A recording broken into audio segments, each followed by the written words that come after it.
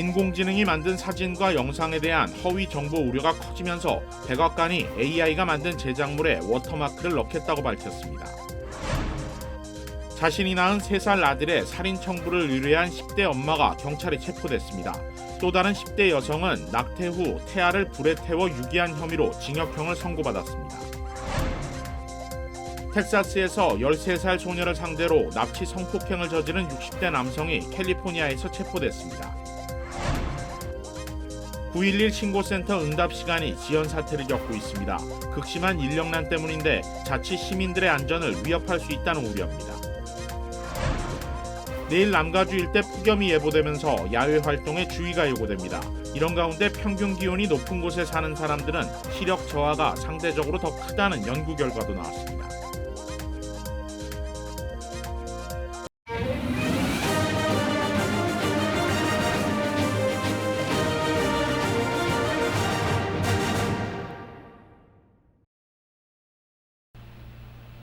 시청자 여러분 안녕하십니까? KBS 아메리카 뉴스입니다. 주중 미국 대사와 국무부 동아태 차관보 이메일이 중국과 연계된 조직의 해킹 공격을 받은 것으로 전해졌습니다. 중국 외교부는 이를 즉각 부인했습니다. 보도에 김민정 기자입니다. 지난달 토니 블링컨 미국 국무장관의 방중을 수행했던 니콜라스 번스 주중대사와 데니얼 크리튼브링크 국무부 동아태 차관보. 미국의 대중정책에 깊숙이 관여하는 두 사람의 이메일 계정이 중국과 연계된 해킹 조직의 공격을 받았다고 월스트리트 저널이 보도했습니다. 보도 내용이 사실이라면 기존에 알려진 지나 러몬도 상무장관을 포함해 중국 연계 해킹 조직의 공격을 받은 미국 주요 인사는 모두 3명으로 늘어납니다. I can say that last month, the State Department detected anomalous activity. The incident remains under investigation, and we continuously monitor our networks and update our security procedures. 해킹 공격은 블링컨 국무장관의 방중을 앞둔 지난 5월 시작된 것으로 전해졌습니다. 월스트리트 저널은 유출된 정보가 방중 계획과 대중정책 동향을 파악할 수 있는 수준이었다며 기밀 사항은 포함되지 않았다고 전했습니다. 중국 외교부는 정례 브리핑에서 관련 질문이 나오자 반복해서 말하지 않겠다며 말을 아꼈습니다. 실제로 블링컨 장관이 최근 왕이 중국 공산당 중앙정치국 위원을 만나 해킹 관련 우려를 표명한 이후 중국 외교부는 중국이야말로 피해자라며 맞받았습니다. 中国政府部门几乎每天都在遭受海量的网络攻击，其中大多数源头都来自美国，中国才是网络攻击的最大受害者。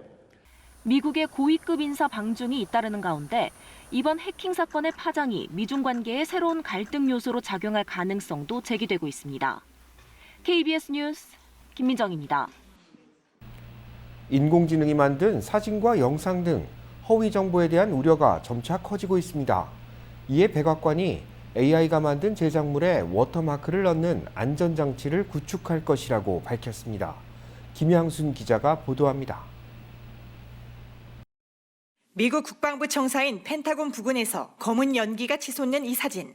미 국방부의 피격 소식이 소셜미디어에서 빠르게 전파되며 금융시장까지 출렁였습니다. 알고 보니 생성형 인공지능이 만든 가짜 사진이었습니다.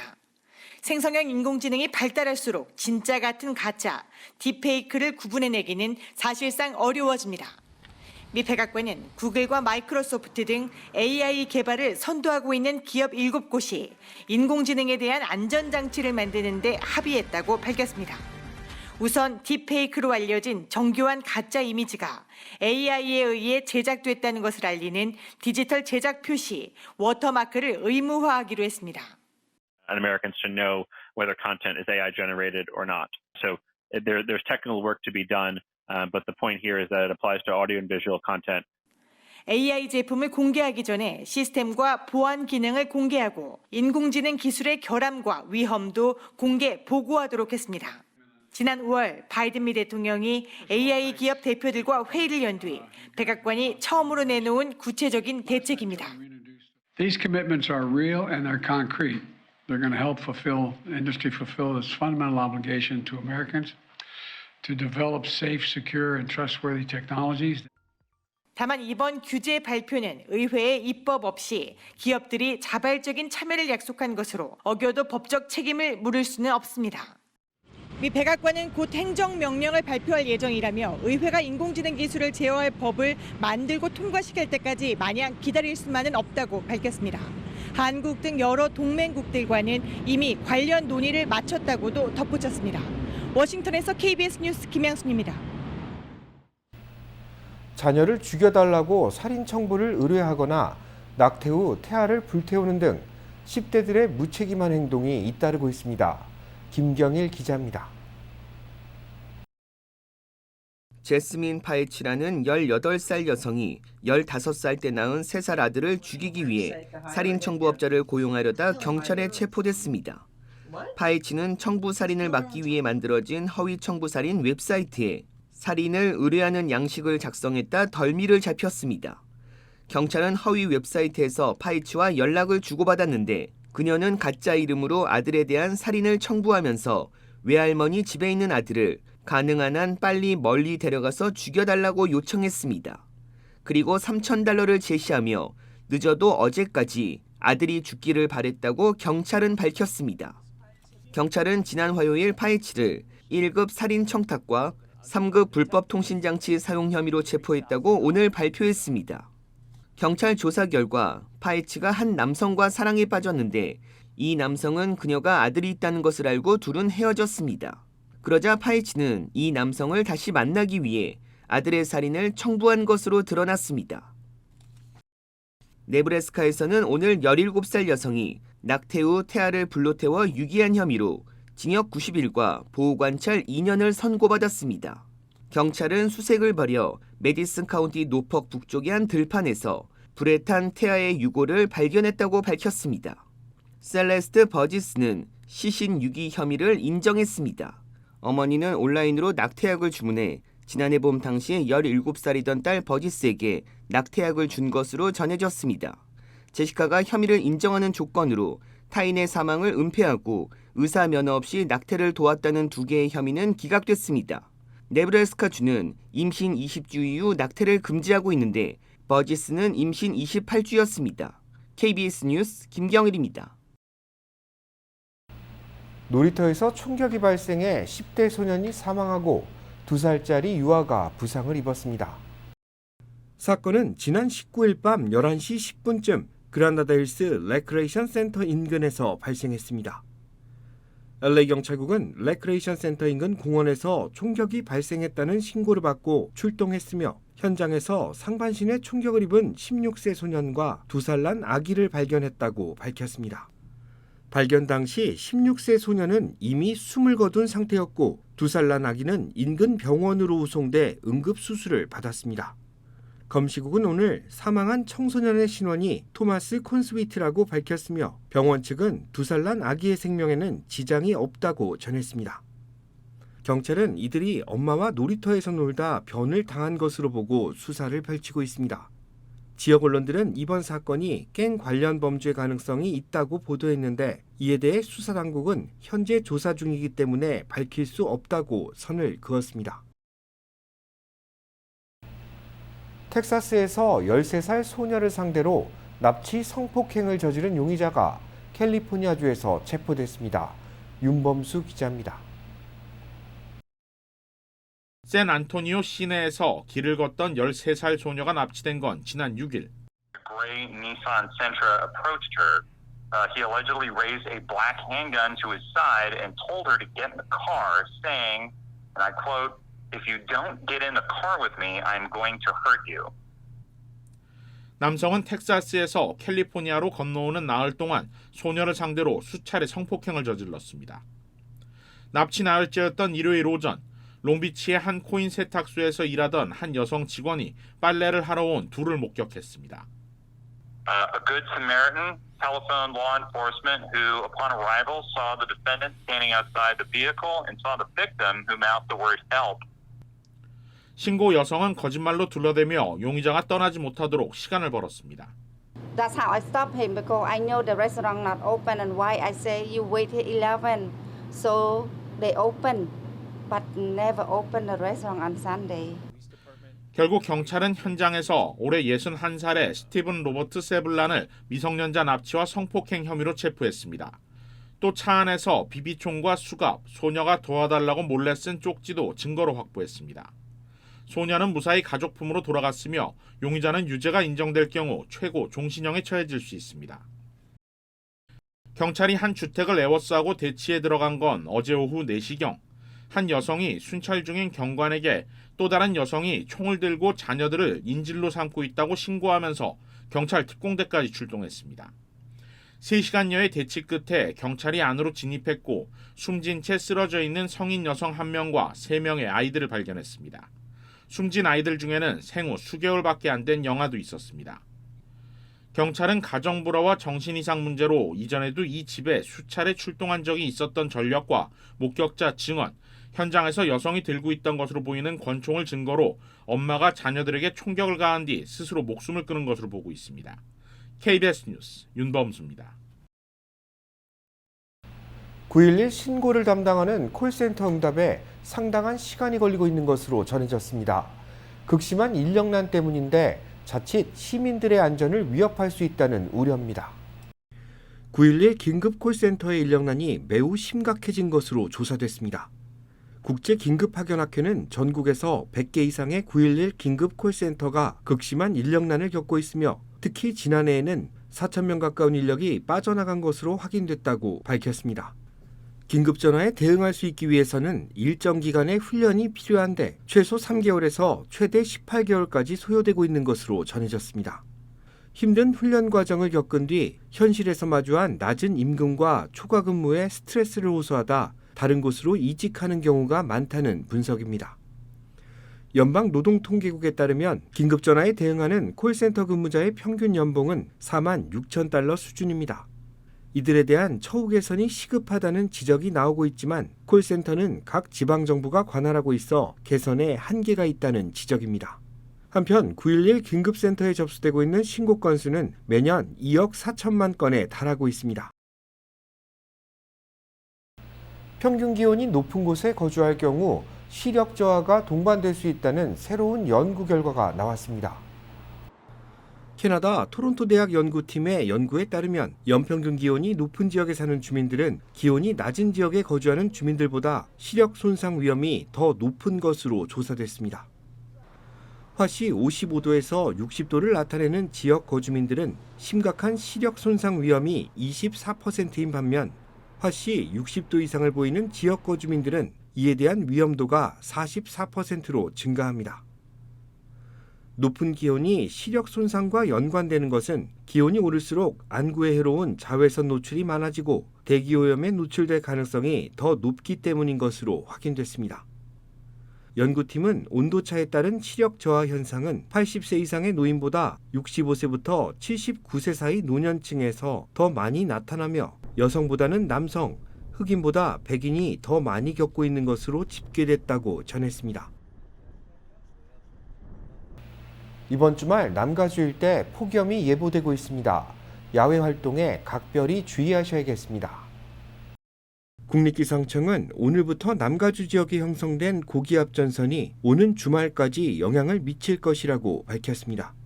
산타클라리타와 엔텔로밸리, 샌버나디노밸리 등 일부 지역에는 폭염 경보가 내려졌는데 한낮 최고 기온이 110도를 넘을 것이라는 예보에 따른 것입니다. 기상청은 한낮 뜨거운 열기가 계속되며 야외 활동을 삼가해야 한다고 밝혔습니다. 뜨거운 태양을 피해 그늘을 찾아야 하고 냉방시설이 갖춰진 곳에 머무는 것이 안전하다는 겁니다. LA경찰국은 뜨거운 날씨가 이어지며 차 안에 어린이나 반려동물을 남겨둘 경우 사망으로 이어질 수 있다며 운전자들에게 각별한 주의를 당부했습니다. LA 지역 고속도로에 설치된 가로등의 약 40%가 제 기능을 하지 못하고 있는 것으로 조사됐습니다. 전선 절도가 늘어난 데 따른 것으로 풀이됩니다. 캘리포니아주 고속도로 순찰대는 안전운전을 위해 설치해둔 가로등에 전선을 훔쳐가는 범죄가 크게 늘고 있다고 밝혔습니다. 용의자들은 가로등에 들어있는 전선을 자른 뒤 구리와 철을 매각하는 수법으로 수익을 올리고 있는데 감시 카메라와 연결된 전선도 예외는 아닙니다. 보안을 위해 설치된 감시 카메라의 절반 이상이 작동 불능을 겪고 있는 것으로 조사됐는데 이를 복구하는 데까지는 상당한 시일이 필요할 것이라는 전망입니다. 올해 LA 카운티 내 고속도로에서 가로등과 같은 시설물 절도 피해는 550여 건가량 보고된 것으로 파악됐습니다. 곡물협정을 파기한 러시아가 흑해상에서 선박 안전을 보장할 수 없다는 위협성 발언을 꺼내놓은 가운데 우크라이나는 서방에서 논란이 된 집속탄을 사용한 것으로 확인됐습니다. 김기수 기자가 취재했습니다. 러시아 국방부는 현지 시각 21일 자국 흑해함대가 대함 순항미사일 훈련을 했다며 영상을 공개했습니다. 러시아가 흑해상에서 선박의 안전을 보장할 수 없다고 밝힌 지 사흘 만입니다. 러시아는 이와 함께 흑해를 통해 우크라이나로 가는 선박은 잠재적으로 군사 화물을 실은 것으로 간주하겠다고 경고했습니다. 우크라이나도 가만히 있지 않았습니다. 러시아가 통제 중인 항구로 가는 선박은 위험을 떠안게 될 것이라고 경고했습니다. 흑해상에서 긴장이 고조되고 있는 가운데 육상에서는 우크라이나가 집속탄을 사용한 것으로 확인됐습니다. 미국 백악관의 확인에 이어 우크라이나 측에서 집속탄 사용 영상이 공개됐습니다. 집속탄은 하나의 폭탄 안에 수십 개 또는 수백 개의 작은 폭탄이 들어 있습니다. 넓은 지역을 순식간에 초토화시켜 적을 격퇴하는 데 효과적인 무기지만 정밀 타격이 사실상 불가능합니다. 민간인도 해칠 수 있다는 우려 때문에 국제사회는 우크라이나의 집속탄 사용을 우려하고 있습니다. 당장 푸틴 러시아 대통령은 러시아도 집속탄을 사용할 것이라고 밝혔습니다. 한편 러시아는 우크라이나 최대 곡물 수출항 오데사에 나흘째 공습을 퍼부었습니다. 국제사회는 세계 식량 안보를 위협하는 행위라며 러시아를 규탄했습니다. 베를린에서 KBS 뉴스 김규수입니다. LA 한국문화원이 다음 달 한미동맹 70주년 기념 콘서트를 개최합니다. LA 한국문화원은 이번 행사가 다음 달 11일 오후 8시 다운타운 디즈니 콘서트홀에서 개최되며 무료 입장권은 추첨을 통해 배포된다고 밝혔습니다. 소프라노 조수미 등 세계적인 아티스트들이 참여하는 이 콘서트는 한미동맹 70주년을 기념해 준비됐습니다. 정상원 LA 문화원장은 한인들에게 공정한 관람 기회를 배분하기 위해 무작위 컴퓨터 추첨을 통해 객석이 배정되며 무료 입장권 신청은 오늘 저녁 6시부터 오는 27일 저녁 6시까지 온라인에서 가능하다고 밝혔습니다. LA 한인회는 65세 이상 시니어들을 대상으로 1인당 2매의 무료 입장권을 배포하고 있습니다. LA 한인회에서 무료 입장권을 받기 위해서는 전화 예약이 필요합니다. 주간 증시 브리핑 시간입니다. 아티스캐피탈 김재환 대표 나오셨습니다. 안녕하세요. 네, 안녕하십니까. 네, 이번 주 기업들의 실적 발표로 증시가 크게 흔들렸죠. 테슬라와 넷플릭스가 하락하면서 나스닥 지수가 어제 무섭게 빠진 반면 다우지수는 또 연일 상승하는 기록을 세웠죠. 어떻게 보셨습니까? 네, 지금 말씀하신 것처럼 이제 지난주가 어떻게 보면은 3대 지수가 나란히 15주 만에 최고의 가장 크게 오른 최고의 주로 마무리했는데 이번 주 같은 경우는 이제 엇갈렸습니다. 그러니까 8주 만에 혼조세로 마감한 주를 기록했는데 지금 말씀하신 것처럼 네스닥 같은 경우는 이제 어저께 떨어지면서는 3개월 만에 가장 크게 떨어진 최악의 날을 나타냈고 다우존스 같은 경우는 이제 지난주부터 이번 주부터 시작해서 그동안에 계속해서 뒤처져 있던 다우존스가 올라오면서 이제 15개월 최고치 경신하는데 합세했습니다. 그럼 네스닥과 S&P 500은 벌써부터 일찌감치 15개월 최고치를 돌파했는데 다우존스만 그러지 못하다가 이번에 이제 15개월 최고치를 돌파하면서는 3일 연속 어제까지 15개월 최고치를 돌파했고 오늘까지 다우존스가 이제 열흘 동안 10일 연속 상승하는 기록을 세웠습니다. 그러니까 마지막에 10일 연속 상승했던 게 언제냐면은 2017년도 8월 달이니까 5년 11개월 만에 처음으로 열흘 연속 올랐습니다. 2주 동안에 4.2%, 4.3%를 폭등한 거기 때문에 지금 회복세가 무섭게 지금 가속도가 완전히 붙었다고 볼 수 있는 거죠. 네, 다음 주에 빅테크 기업들의 실적 발표가 있고 또 연준의 0.25%포인트 금리 인상에도 좀 무게가 실리고 있는데 시장 분위기는 지금 이걸 어떻게 보고 있습니까? 지금 뭐 일단 이제 이번 주 테슬라, 뭐 넷플릭스, 뭐 타이완 세미컨덕터 이제 이런 회사들이 그동안에 이제 강세를 주도했다고 하면은 어저께 실적 나오면서 바로 그냥 추락해 버리면서는 내싹을 끌고 내려갔는데 지금 이제 SMH라고 반도체 ETF 같은 경우는 어제가 7개월 만에 최악의 날을 기록했습니다. 그리고 다음 주에 이제 금리 인상이 되는 거는 기정사실화되어 있는 상태입니다. 현재 연준에서는 다음 주 베이비 스텝이죠. 0.25% 금리 인상 가능성을 99.8%로 보고 있습니다. 그리고 어떻게 보면은 9월 달 금리 인상 가능성 같은 경우도 지난주만 하더라도 13%였었는데 이제 16%로 조금 올랐습니다. 그러면은 금리 인상은 무조건 되는 거고 또 다음 주 어떻게 보면은 이제 빅텍들이죠. 또 마이크로소프트, 메타, 아마존, 알파벳 이런 것들의 실적 결과가 또 완전히 쏟아져 나옵니다. 그리고 다음 주 발표되는 기업들은 951개에 달하는 기업들의 실적 결과가 나오는 거기 때문에 투자 심리는 이미 금리 인상으로 인해서 좀 요동칠 수 있는데 거기다 더해서 기업들의 실적 결과 전망에 따라서 또 한 번 이 투자 심리가 널뛰게 하듯이 요동칠 수 있는 가능성이 크기 때문에 다음 주는 변동성이 더 이제 어떻게 보면 좀 확대를 혜택될 수 있다는 얘기죠. 또 거기다 더해서 어떻게 보면은 이번 주까지 물론 이번 주는 이제 뭐 혼조세로 막 엇갈린 등락으로 마감했지만 지금까지 6개월 동안에 올라왔던 장의 강세가 상승세가 한마디로 저스티파이가 되는 거냐 안 그렇게 되면은 다음 주 뭐 삐끗해 갖고 잘못했던 하락세로 돌아설 수 있느냐 뭐 이런 것들이 어떻게 보면 약간 좀 목격할 수 있는 판가름 날 수 있는 이제 그런 중요한 주로 볼 수 있는 거죠. 네, 다음 주 연준의 그 베이비 스텝이 좀 정해져 있는 상황인데 시장에서는 이런 상황을 좀 어떻게 받아들이고 있습니까? 일단은 이제 추가 금리 인상이 기정사실화 돼 있다고 하더라도 이제 올해 안에 한 번으로 끝나느냐, 두 번으로 끝나느냐 이게 좀 관건이 될 수 있는데 일단 전체적으로 경기 침체가 올해 안에 없을 거고 내년으로 미뤄졌다는 시각이 계속 발표됐음에도 불구하고 어떻게 보면 경기 침체 자체가 없을 거다. 소프트 랜딩 가능성이 한 68% 정도로 보고 있는 거고 또 이게 아니라 하드 랜딩이 21% 정도 또 거기다 더해서 이제 뭐 랜딩 자체가 없다. 그러니까 노 랜딩 같은 경우가 11% 정도의 확률을 보고 있는 겁니다. 그렇기 때문에 어떻게 보면은 진짜 대다수적으로 소프트 랜딩이 올 가능성이 훨씬 많다는 얘기니까 그만큼 경기 침체가 없이 절묘하게 피해갈 수 있는 가능성이 좀 더 높다고 볼 수 있는 거죠. 네, 다음 한 주도 굉장히 중요한 한 주가 될 것 같습니다. 오늘 말씀 감사합니다. 네, 감사합니다.